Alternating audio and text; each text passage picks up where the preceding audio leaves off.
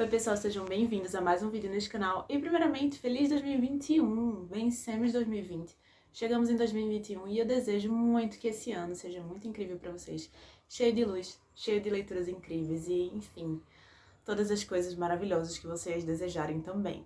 Nesse vídeo eu vou mostrar para vocês um pouquinho sobre as minhas leituras de novembro e dezembro de 2020. Falar um pouquinho sobre quais são os livros, o que é que eu achei, enfim, as minhas impressões gerais. Novembro e dezembro foram meses incríveis de leitura. Eu acho que todos os livros que eu li foram muito bons, então eu tô muito feliz de estar aqui e poder compartilhar com vocês. E aproveitando para dizer, se você gosta desse tipo de vídeo, não esqueça de curtir e de também se inscrever aqui nesse canal, ajuda muito. E é isso, vamos começar o vídeo. O primeiro livro que eu li no mês de novembro, que eu finalizei, né? Foi um livro que eu já falei várias vezes nesse canal, falo várias vezes no meu Instagram, todo mundo já tá cansado de me ouvir falar desse livro, que é O Jogo do Amor / Ódio, da Sally Thorne. Esse livro é uma comédia romântica que tem aquela vibe enemies to lovers, sabe? Então a gente tem dois protagonistas, um homem e uma mulher, que eles ficam se provocando, eles têm esse jogo do ódio, mas aí, obviamente, as coisas não são tão simples assim. E a história vai se desenvolvendo, e eu amei muito, muito essa história. Eu achei a escrita da Sally Thorne muito legal. É muito fluida, muito fácil de ler, realmente. Eu tava precisando de um descanso na minha cabeça e esse foi o livro perfeito pra isso. E foi aquele romance fofinho, mas ao mesmo tempo quente, que no fim das contas eu fiquei, caramba, é isso, era isso que eu estava precisando. E, nossa, eu indico muito esse livro, se transformou sem dúvida a minha comédia romântica favorita. O segundo livro que eu li também se transformou num favoritão mesmo da vida, e foi um livro de uma autora brasileira contemporânea, o que me deixou muito mais feliz ainda, que foi O Peso do Pássaro Morto, da autora Aline Bay. Antes de tudo, eu queria avisar que esse livro pode ser um gatilho para quem tem sensibilidade com temas como violência sexual, violência contra a mulher, enfim. Então, se esse tema é sensível para você, eu indico que talvez você evite. Mas se não, e se esse é um assunto que interessa você, que você tem interesse de se debruçar, eu indico muito, muito essa história. Ele é um romance de formação, então a gente acompanha a protagonista desde a sua infância até a sua vida adulta. E é muito interessante porque a gente vai acompanhando os pensamentos dessa criança e à medida que ela vai crescendo e como é que vão sendo as concepções dela de mundo, de morte, de sexualidade, enfim, de amor. E é uma narrativa muito, muito sensível, é um livro muito curtinho, mas que eu fiquei altamente impactada e que eu saí com aquela sensação de que é uma história que eu vou carregar pra vida e que é uma história necessária e, nossa, é sério, eu fiquei muito impactada realmente com essa história, se transformou num favoritão, com certeza. O próximo livro que eu li, na verdade finalizei, porque foi uma leitura que eu demorei acho que uns 2 meses pra conseguir terminar, foi O Fim da Infância, do Arthur C. Clarke. E esse foi um livro que quando eu terminei eu fiquei muito impactada, isso eu preciso deixar claro, fiquei muito impactada. Mas eu fiquei naquele tempo, nossa, eu gostei, eu fiquei meio assustada no final, mas o livro, basicamente, a história, ele tem um quê de utopia, então chegam esses aliens aqui no planeta Terra e eles dizem, estamos aqui para ajudar vocês, a gente vai ajudar a civilização a ficar mais evoluída, então eles basicamente trazem a paz para o planeta. Não tem mais guerra, não tem mais, enfim, nada de ruim, só tem coisas boas acontecendo pelo planeta. E aí, só que esses aliens, eles não mostram o rosto deles. E aí os seres humanos ficam tipo, por que é que eles não mostram o rosto? E a história vai se desenvolvendo a partir disso daí. E aí vai tendo vários questionamentos, né? Tipo, essa utopia é possível? Será que eles estão querendo alguma coisa em troca? Será que não? Por que é que eles estão fazendo isso? E aí é uma história realmente muito envolvente. Eu não gostei muito da narrativa do Arthur C. Clarke, eu não sei se foi nessa história específica, mas eu não consegui me apegar muito com os personagens, não teve aquele personagem que eu fiquei torcendo muito, querendo ver ele vencer. Porque, de certa forma, é uma história que ela traz uma certa neutralidade na narrativa, então a gente vê várias coisas no mundo inteiro, a gente acompanha vários personagens e, enfim, a gente acompanha mais o planeta Terra do que os personagens em si. Isso até que eu achei legal, foi uma narrativa diferente pra mim, mas até que eu curti. Mas, de fato, foi uma história que eu fiquei, assim, com medo. Eu não posso dizer o porquê, eu acho que realmente só lendo pra entender.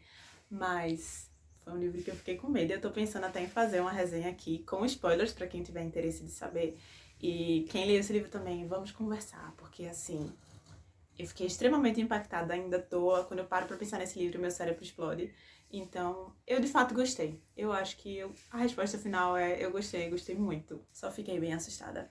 Bem assustada. O próximo livro que eu li foi um queridinho, assim, da vida, que eu não imaginava que ia ser tão querido. Esse livro foi a escolha do mês de dezembro do Clube Página, que, pra quem não sabe, é o meu clube do livro Gente, acompanhe meu clube do livro, é incrível, a gente tem discussões muito legais, o grupo é muito legal. E a gente escolheu esse livro porque a gente queria um livro de tema natalino. E aí escolhemos Um Conto de Natal, do Charles Dickens. Esse foi um livro muito curtinho, eu acho que ele deve ter umas 90 páginas, talvez 100, assim, na edição que eu li. Mas ele teve um impacto em mim, emocionalmente, que eu não imaginava que teria. De uma forma bem geral, na história a gente acompanha o Scrooge, que é um velho ranzinza, que só pensa em dinheiro e tal. E aí na noite de Natal vem... É uma história até clássica, né? Acho que muita gente conhece. Vem o fantasma do Natal passado, do Natal presente e do Natal futuro. E aí tem várias questões que vão sendo tratadas ao longo da história. E eu gostei muito, muito da escrita do Dickens. Nossa, eu não pensava que eu ia dizer isso, porque eu acho que eu colocava Dickens num pedestal como se fosse ser muito difícil, rebuscada. Mas não. Foi uma narrativa tão simples de entender que uma criança poderia ler essa história. Ele é um livro que a melhor forma que eu poderia definir ele é uma crítica social de Natal.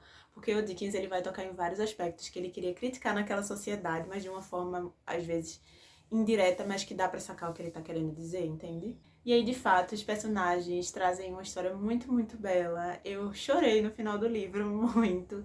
E eu chorei também no encontro do Clube do Livro sobre esse livro. Foi realmente um encontro muito legal. Tava todo mundo sintonizado, todo mundo gostou. Ele foi um livro unânime. Isso num Clube do Livro é bem difícil de acontecer. Mas aconteceu e eu fiquei muito feliz que foi com essa história. Se vocês querem uma história pra ficar com o coração quentinho, eu indico muito, muito essa história. Um Conto de Natal. Apenas leiam, depois me agradeçam. De nada. E o próximo livro que eu li foi o primeiro livro de uma saga que virou uma série da Netflix, que agora está sendo super falada, muito famosa, que eu assisti e que eu amei muito a série também. E o livro foi O Do Que Eu, da Julia Quinn. E sério, eu não era do tipo que gostava muito de romance de época. Eu sempre pensava que ia ser uma coisa muito melosa, muito exagerada, não sei, eu não pensava que ia conseguir me identificar. Mas a escrita da Julia Quinn é perfeita. E eu me apaixonei pela naturalidade que eu sentia lendo essa história. Uma escrita muito fluida, um romance muito fofinho, diálogos muito sagazes, sabe? Que realmente me prendiam. E personagens muito afetuosos e que eu me apeguei muito. Já me sinto muito parte da família Bridgerton, sabe?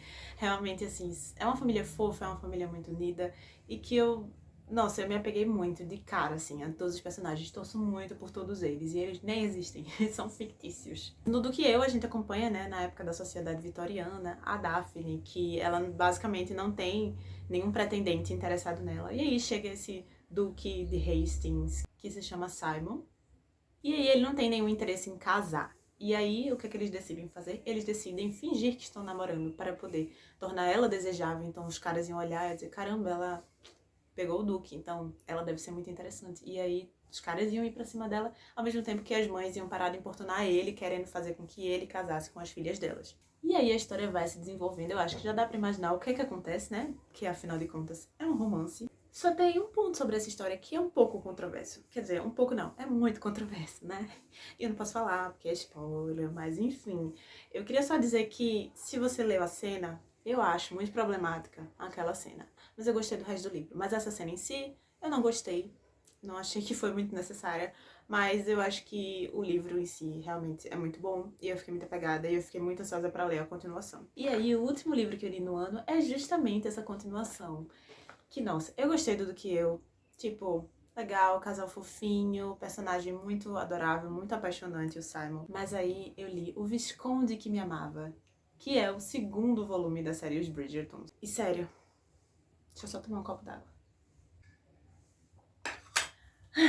O que falar sobre O Visconde que Me Amava? Um dos favoritos da vida, talvez. Romance perfeito.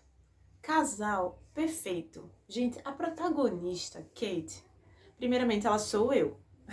Lendo a história, eu só conseguia me imaginar no lugar dela porque a gente tinha basicamente as mesmas inseguranças, o mesmo pensamento, enfim, a gente era basicamente a mesma pessoa e eu achei isso muito legal porque eu realmente senti muita identificação com a personagem, com as lutas que ela estava enfrentando e isso me fez ficar muito, muito apegada à história, do tipo, quando algo acontecia de ruim com ela, meu coração se partia em mil pedaços e eu ficava meia hora pensando sobre isso e torcendo para que tudo desse certo. Mas basicamente, em O Visconde que Me Amava, a gente acompanha o Anthony Bridgerton, que é o irmão mais velho dos Bridgertons, ele é um visconde e tal. E a gente aprende um pouco mais sobre o passado, sobre a relação com o pai dele, mas enfim, resumindo, ele não tem interesse em se casar por amor, ele só quer se casar pra cumprir o papel, pra poder ter filhos e continuar a linhagem dele, enfim, mas ele não tem interesse em amar ninguém. E aí ele decide se casar com uma mulher que ele acha ok, mas que ele realmente não tenha sentimentos por ela. E aí ele escolhe a Edwina Sheffield. Ele começa a cortejar ela e tal, mas ele é conhecido por ser um libertino, então a irmã dela, Kate Sheffield,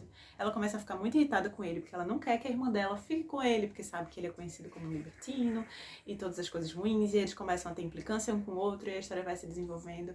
É outro Enemies to Lovers, que, nossa, eu nunca vou me cansar, né, desse tipo de história, e sério, que lindo, que romance lindo, que tudo lindo, final, e eu apenas amei demais a história. Eu acho que eu poderia ficar falando o tempo inteiro sobre ela, mas eu realmente amei e eu indico pra todo mundo. Até se você talvez tiver interesse assim, de ler só um livro de todos esses dos Bridgertons, leia este porque eu amei. Saí panfletando Kate Sheffield porque ela é perfeita. Eu nem sei se fala Sheffield ou é Sheffield, mas eu acho que é Sheffield. Enfim, britânicos. Então, gente, basicamente é isso. Esses foram os livros que eu li no mês de novembro e dezembro. Gostei de todas as leituras, eu acho, né? Fico muito feliz quando isso acontece. E é isso. Vejo vocês no próximo vídeo e até lá. Beijos.